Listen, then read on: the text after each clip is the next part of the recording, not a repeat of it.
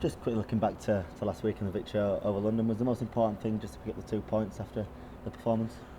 Yeah, look, we went down there, we'd been up for 3 weeks, we'd had some really good performances, and we went to London, knowing they were off the back of 3 losses on the bounce, and they're a side with a lot of new players who are going to continue to improve, I believe. We were a bit down in some areas, they contributed to that, we contributed to a little bit ourselves as well.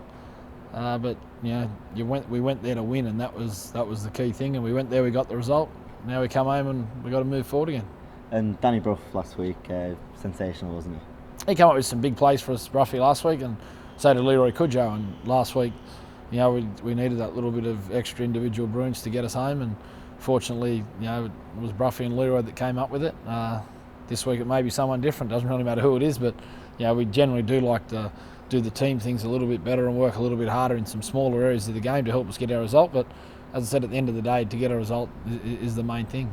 And when you're looking in the video with the lads, what particular things are you pointing out from performance on Sunday? We got numbers of things to look at, but the smaller parts of the game are really, really important for us, and we weren't quite as good there as what we have been in other games this year. So we just need to pick up in that little area. It's more sort of effort-based than anything. And if we can improve there, well, I'm sure the rest of our game will come together. And against St Helens, that's the sort of game which is good for a coach, I suppose, because all the players, they have just a slightly extra buzz going into that sort of game, don't they? Well, we'd like to think, after last week, we can find some nice improvement. Obviously playing St Helens, they're a big club. They're generally in those top 2 or 3 teams.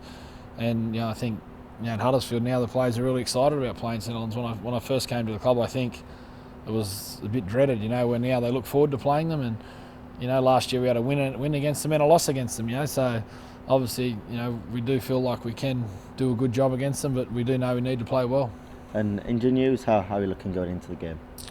We picked up nothing new last week. We'll have Greg Eden back, and Michael Lawrence obviously fit, so we've got a few little selection things to look at there, but it's good that we've got some good players to look at. It's best off looking at it than looking for it.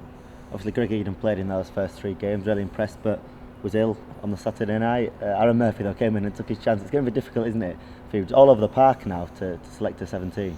Yeah, well, with Murph coming back from injury and doing a good job, it gives us some nice things to think about there. And we've got Dave Farlonger and Luke O'D and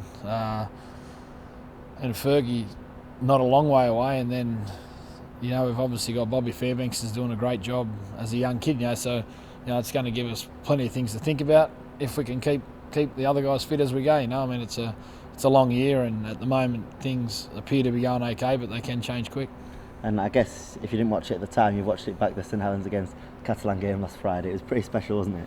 Yeah, it was the old game of 2 halves, and the game seemed to flow with possession. There was a lot of possession in the first half for St Helens and a lot of possession in the second half for Catalans, and the game seemed to flow with that possession.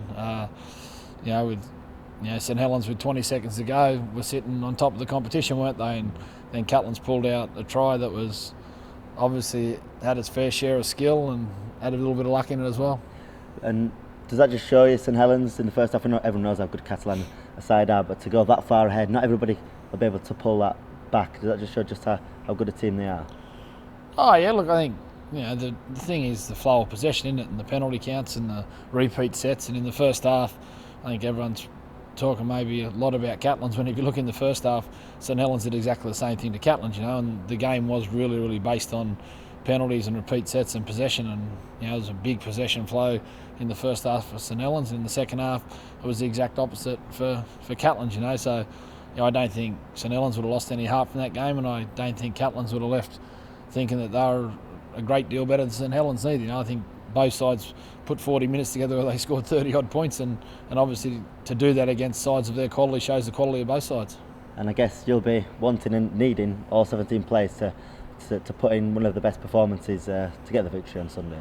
Well, you don't do well against good sides if you don't get a high majority of your squad contributing, and you can't have 4 and 5 blokes, 6 blokes below performance, below par. You need a good, solid, consistent performance from pretty much most of your squad. And I'd like to ask you, and obviously not going to be here next year, but Gareth Ellis is returning back to England. How nice would it be to see him here at the Golf Farm? Oh, it'd be terrific. He's Gareth Ellis is obviously a world-class player who's going to improve any side. Whether he went to the side at the bottom of the table or the side at the top, he will make that side a much, much better team. And I'd love to see him come to the Giants. Whether that's a possibility, I don't know, but I'm sure there'll be plenty of clubs pitching for him. No doubt about that. Do you reckon everyone will be taking a look at him, see if they can get him into their club? I think I'd be surprised if the sides that are up there at the top aren't looking for him, and I'd be surprised if some of the sides in the bottom aren't looking for him. Where he ends up will obviously be an interesting one, but I'm sure he'll end up at one of the clubs that's competing to win trophies.